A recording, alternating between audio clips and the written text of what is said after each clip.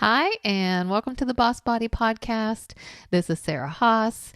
I am so glad that you are here with me, and I'm just going to dive right in this week because my topic is something that is top of mind for a lot of us right now, with it being the new year.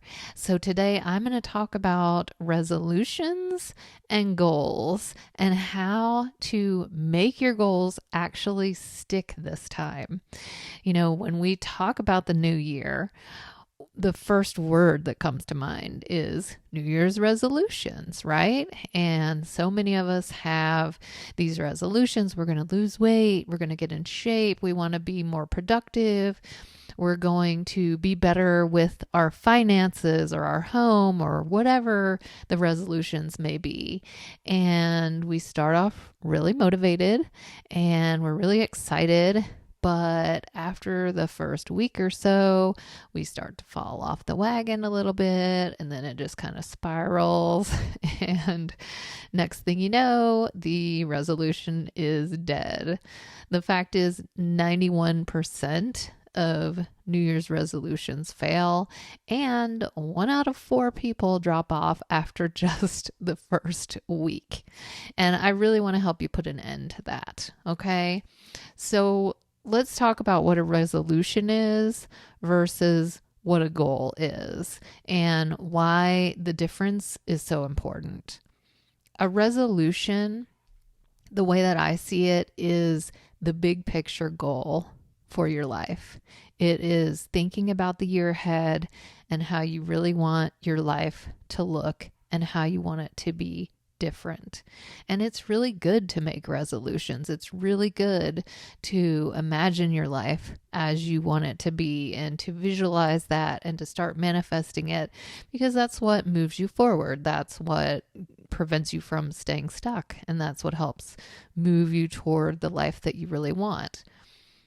The problem with setting these resolutions, first of all, we tend to aim for extreme changes. So we are thinking we're going to go from couch potato to super workout fanatic or junk food junkie to, extra healthy, eating nothing but salads, right? And it can be so intimidating. It's a lot to think about to get all the way from point A to point Z. And we don't make a plan of action. That's the missing step.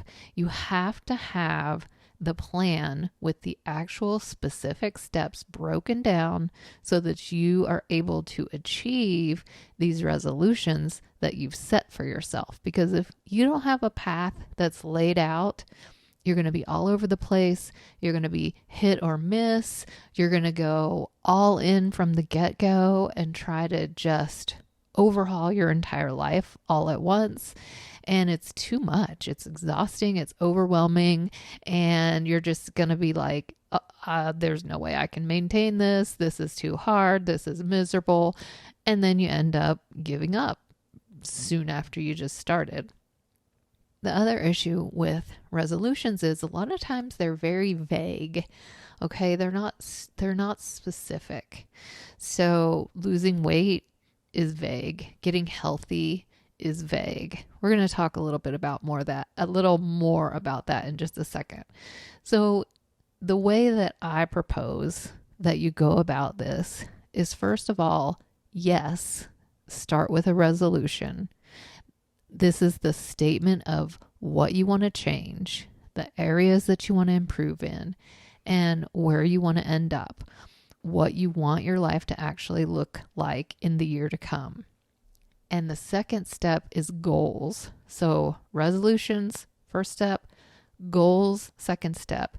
These are where you break it down into steps. These are your specific, exact steps and actions that you're going to take in order to achieve the resolution that you've set for yourself. So you have to break it down in doable chunks. So today I am going to walk you through exactly how to do that. It's going to be like a little goal setting mini training. All right. So I don't know if you've ever heard of the acronym SMART goals. So SMART stands for specific, measurable, achievable, relevant, and time sensitive. And this is how your goals need to be set up in order for you to actually move forward and to be able to achieve them. So let's break it down into each one. First of all, the S stands for specific. And I said before that a lot of resolutions tend to be super vague. And if they're vague, you don't really know where to get started, right? So let's say your resolution is to get in shape. That's pretty vague, right? Getting in shape could mean losing fat or gaining muscle or increasing your strength or improving your cardiovascular ability. So you want to hone in on that and get much more specific. So what does getting in shape look like for you? If you achieved it, what would that look like? Would it be you're able to go on 2-mile hikes with your partner or your family and not be struggling and out of breath? Would it be being able to go take an exercise class and be able to make it through the whole thing? Or would it be that you are at your healthy, ideal weight? Maybe your resolution is to be more productive, and you need to break that down to decide specifically what does being more productive look like for you. Does it mean you spend less time on social media? Does it mean you get certain areas of your house organized? So you can see how getting very specific is going to help you actually be able to move forward, because you have to know what your destination is. Second is measurable. This one's really important because you really have to quantify your goal. For example, when I said get in shape, I changed it to be able to walk 2 miles, right? So not only is that specific, the 2 miles is very measurable. And this is an important point. When we're talking about being able to measure your goals, you want to make sure that these are action oriented and not based on a certain outcome. Let me explain. Let's say your goal is to lose 10 pounds this year or to get a promotion. You don't really have control over whether your body releases that 10 pounds or not. You could lose 2, you could lose 20, right? You can take the steps, but you don't know exactly what the outcome's going to be. You don't have control over that. But what you do have control over are your action steps. So you want to base these goals on your behavior. For example, if your goal for this year is to get a promotion, you don't necessarily have control over that, but you do have control over the steps you're going to take to try to see that happen. Maybe it's going back to school, getting a more advanced degree so that you're more qualified for the promotion. And if your goal is to be able to walk 2 miles, you break that down and into your action steps and say, okay, I'm going to walk 3 days a week for 20 minutes and start there, because those action steps are very measurable and they're also within your control. Next is making sure that your goals are achievable. So you really want to be realistic. You want to make sure that the goals you set for yourself are attainable. So what I mean by that is not trying to do too much at once, not expecting to set so many goals in every area of your life and think you're going to be able to work on them all, because completely revamping isn't really doable all at once. So it takes time. So you have to realize that you got into these habits over a long period of time, and you're not just going to reverse your habits overnight. So you want to break it down into smaller goals so you don't set yourself up for failure. And when you break down these goals into these smaller steps, is so much easier to tackle and it's so much less overwhelming. And the key is consistency. The key is setting these small goals and keep on adding on, right? You set the goal and you just stay consistent with it and keep moving forward. Small changes really add up to big shifts over time. Think about it. If you improved 1% a week, 1%, that would be a 52% improvement over the course of a year, which is huge. If you feel 80% confident that you can do it, then you know your goal is within a realistic range. If it's less than 80%, then you need to really think about, is this goal too big? And do I need to scale it back a little bit? And I do think it's really great to set goals for different areas in your life. So goals for your health, goals for your relationships, your career, your finances. That's all well and good, but don't overwhelm yourself. You have to prioritize. So when you're looking at all these areas, you want to decide which resolutions are going to be the most meaningful for you and the most relevant for the view that you have for your life, and start with those, and start with one or maybe two, and then keep adding on as the year goes by. The R stands for relevant. And what I mean by that is that your goal actually matters to you and it is relevant to your life. So when you are thinking about goal setting, really think, is this what I'm doing for myself because I want this for my life? Or is it because you think you should want it because that's what society says you should want, or that's what other people say that you should want? Because if this isn't in alignment with what you really want your life to look like, you're probably not going to stay motivated to stick with it. So when you're deciding if a certain goal or resolution is worthwhile, think about, what is your why? All right, why is it that I want to set this goal?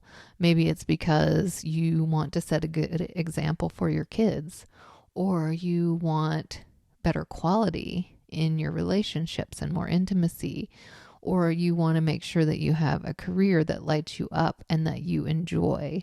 Those are your deeper reasons why, and those are the things that are going to help keep you motivated. And the last one is making sure that you set a time frame for accomplishing these goals, because if you just say, I'm going to get in shape by the end of the year, you're just going to keep putting that off. You're going to keep putting it on the back burner and waiting till Monday to get started. So set a time frame for yourself. For example, if you want to run a 5K, go ahead and sign up for something maybe in June. Maybe your goal was to improve your relationship with your spouse or your partner. So set a date night. Let's say it's every other Friday, and put that on your calendar. And you really need to be realistic with your time frames, because you don't want to expect that things are going to happen super quickly. Like I said, these things take time. Developing good habits takes time. So be gentle with yourself.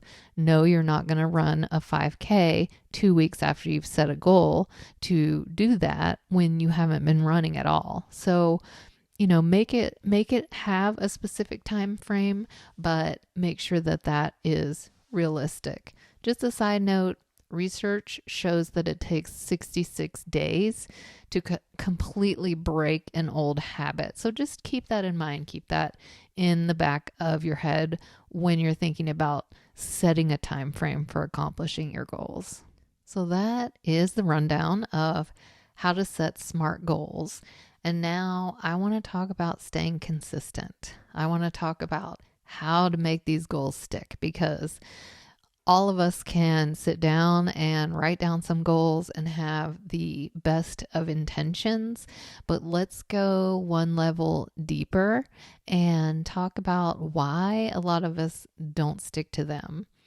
One of the biggest reasons that people give up is because they encounter setbacks. This is inevitable. Shit happens, life happens. If you set a goal that you're going to run a mile every single day, okay, going back to our S.M.A.R.T goals, that isn't very realistic. That's okay. A lot of us fall into that trap. So we tell ourselves, we're going to run a mile every single day. Then you miss a day. Then you miss another day. And you think, oh, well, there's no way I can do that. I shouldn't have even bothered. I couldn't even make it a week, so I might as well give up. And it's that pressure you're putting on yourself to be perfect, which creates these mental blocks. And it's that all or nothing, black or white thinking, either pass or fail. So if you didn't do your job, the goal that you set for yourself 100%, then you failed.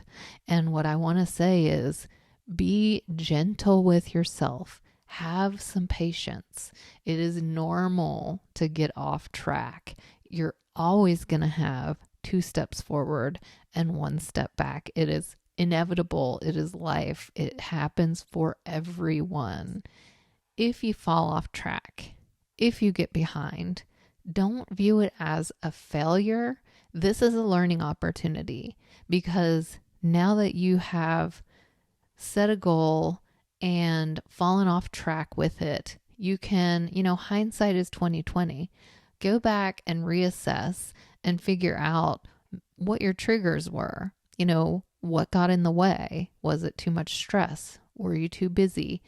And figure out what you could do differently the next time, because these things take practice. It's going to be try and fail and learn and do it better the next time. So what I want to leave you with is have patience and have grace and have compassion for yourself. Beating yourself up over what you think is a failure is not motivating. It actually hinders you from moving forward, and it does not help you think positively, and it does not help you achieve your goals. So be patient and have compassion. Thank you so much. I will see you next time.